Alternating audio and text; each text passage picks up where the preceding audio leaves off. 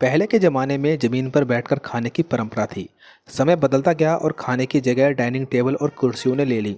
अब लोग ज़मीन पर बैठकर खाना आउटडेटेड समझते हैं। यही लोगों को ज़मीन पर बैठकर खाना खाने में शर्मिंदगी तक महसूस होती है। लेकिन आपको बता दें कि कई वैज्ञानिक शोधों में यह पाया गया कि अगर आप ज़मीन पर बैठकर खाना खाते हैं तो यह आपकी सेहत के लिए काफ़ी फ़ायदेमंद साबित हो सकता है। फर्श पर बैठकर रेगुलर भोजन किया जाए तो बॉडी पोस्चर सही होता है और पाचन तंत्र भी बेहतर तरीके से काम करता है। आयुर्वेद में भी यह बताया गया है कि भोजन आसान की मुद्रा में बैठकर ही करना चाहिए।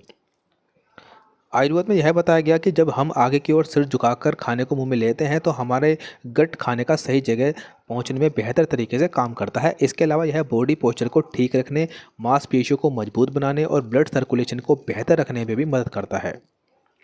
जब आप ज़मीन पर बैठकर खाते हैं तो आपको लगातार आगे की तरफ झुकना पड़ता है, जिससे शरीर का ब्लड सर्कुलेशन ठीक तरीके से काम करता है। इस वजह से हार्ट को ब्लड पंप करने में कम मेहनत करनी पड़ती है।